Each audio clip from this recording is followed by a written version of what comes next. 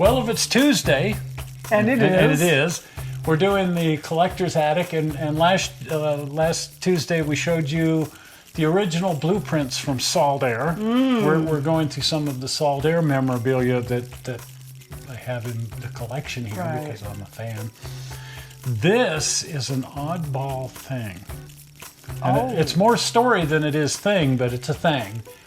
It's this painting of Saltair in the 1960s after it had been abandoned when it was never really abandoned, but when it was in its ramshackle state, when it was the Carnival of Souls, the world's most haunted amusement park. That's when I remember seeing it, because it was this weird shell. And the lake had receded, and it was kind of falling down.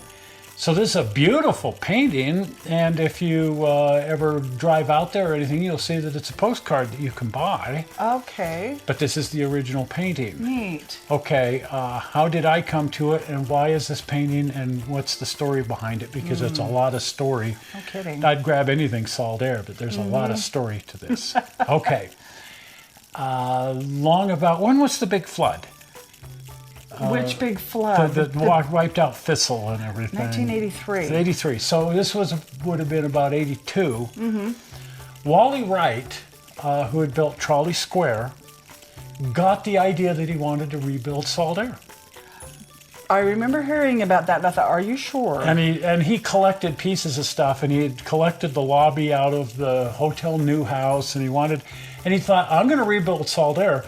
Yeah, good luck. Well, you can't just get land out there. No. Everything belongs to the state, and the only piece of privately controlled land out there belonged to Jim Silver. Jim Silver, yeah. And Jim Silver had at least, and his dad had leased it before him, John Silver, a.k.a. Long John Silver, and they ran Silver Sands Beach. Which is where we used to go on our little Easter jaunts when I was probably about 10 years old, or, in that ballpark vicinity. There had been a lot. There had been Sunset Beach, and there had been Black Rock Beach, but bit by bit they all went out of business, and all that was left was Silver Sands, yeah. which is still there.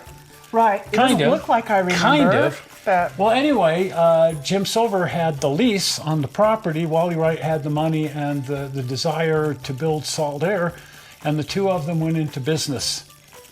And they built Saltair. Another Saltair. Wally Wright went looking, and he found an airplane hangar that he could dismantle.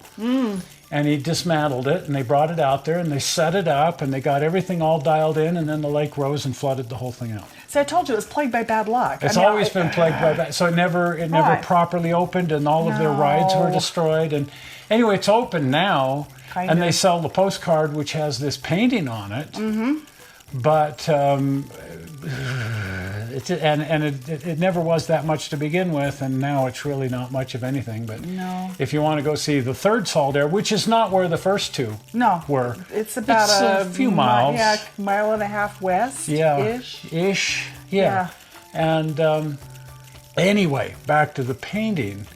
So Jim Silver was so enamored of the whole thing, he was so excited that his little beach, Silver Sands Beach, was about to become Saltair III, that he hired this painter, commissioned them to paint Saltair II in its depleted state, and he gave it to Wally Wright as a gift.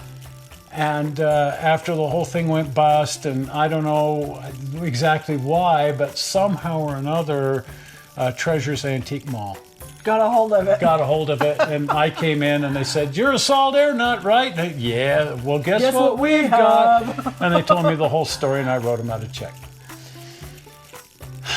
Yeah, so here it is. Saltair II. The painting of Saltair II, presented by Jim Silver to Wally Wright in appreciation for his building Saltair III. So far out when you think about it. It's hanging. It's up there. Right over there. Yeah. It's a beautiful painting. I love it. Oh, it's an incredible painting. And it is eerily like what I remember. Our best man, Glenn, I hung that up, and he said, "That's the Carnival of Souls." Right, the movie. And I said, "No, that's the Saltair Resort." He says, "I don't care what you call it, that's the Carnival of Souls," because a lot of people know it more from the movie. Right. Anyway, because it's creepy. It's creepy looking, but it's beautiful at the same time. That's what I remember when we went out there to see it. It was just this was like, okay, we're leaving now. Yeah. Anyway, Some old there abandoned building. it is, the painting.